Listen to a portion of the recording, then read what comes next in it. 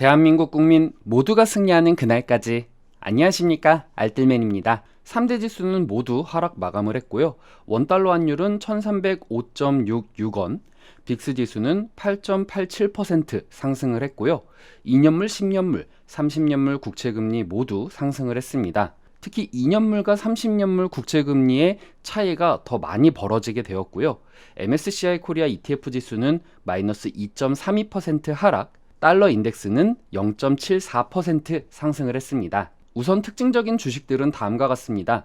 테슬라는 블룸버그가 이달에 상하이 공장에서 모델 Y의 생산을 20% 이상 줄일 계획이다 라고 밝힌 후에 주가가 마이너스 6.37% 하락 마감을 했습니다. 유나이티드 항공은 모건 스탠리가 23년 골디락스의 해가 될 수 있다라며 주식 등급을 상향시키며 주가가 2.6% 상승을 했습니다. 스타벅스는 도이치뱅크가 주가 등급을 매입해서 보류로 강등하면서 주가 등급이 하락을 했습니다.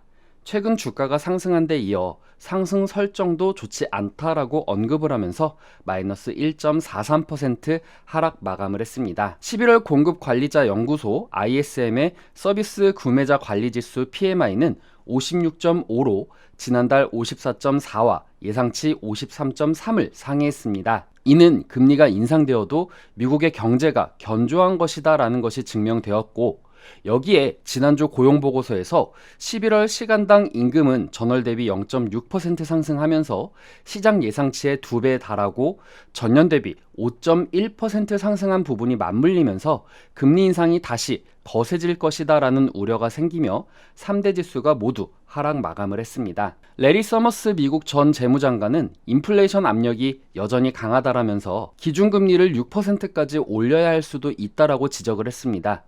인플레이션을 연준의 목표치인 2%대로 낮추기 위해서는 갈 길이 멀며 연준은 시장 기대보다 더 많이 금리를 인상해야 할 것이다 라고 말을 했습니다. 또한 월스트리트 저널은 12월 FOMC에서 최종 금리가 4.75에서 5.25 사이가 될 수 있다라고 전했으며, 일부 연준 의원들은 내년 2월에도 베이비 스텝, 즉 여기서 베이비 스텝은 25bp인데 이 25bp가 아닌 빅 스텝 50bp를 선호할 수 있다라고 지적을 했습니다. 긴축의 우려가 커지면서 국채금리는 상승을 하고 장단기 역전 현상은 더 심화되었습니다.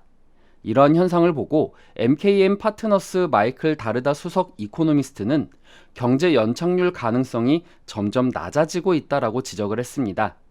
제롬 파월 의장이 말을 했듯 연착륙 시나리오로 가는 길은 점점 더 좁아지고 있다라면서 장단기 국채금리 역전 스프레드가 확대되는 것이 주된 이유 중 하나라고 언급을 했습니다. 현재 투자자들은 12월 산타랠리 여부도 주목하고 있습니다. 연말 기업 보너스, 연휴 쇼핑 시즌 등 소비가 확대되면서 주가 상승의 요인이 되기도 합니다.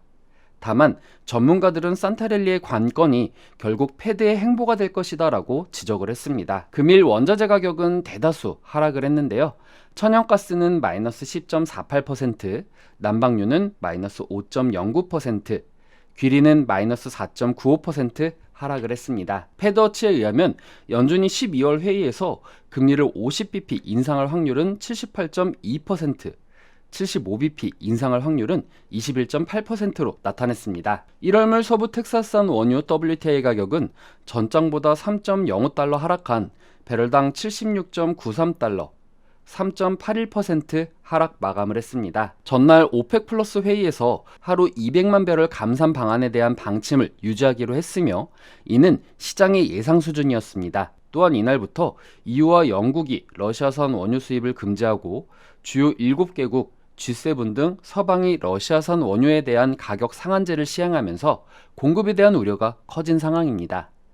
하지만 이날은 ISM 서비스업 구매자 관리지수가 예상치를 상회하고 지난주 고용지표의 호재 등으로 긴축 우려가 발생하면서 달러가 상승하자 유가에 대한 수요가 하락하며 유가가 하락하게 되었습니다. 금일 국내 증시도 서비스업 구매자 관리지수의 예상치 상회 부분, 그리고 지난주 고용보고서의 긍정적인 데이터가 맞물리면서 연준이 고금리 정책을 펼칠 것이다 라는 우려감에 하락 출발이 예상이 됩니다.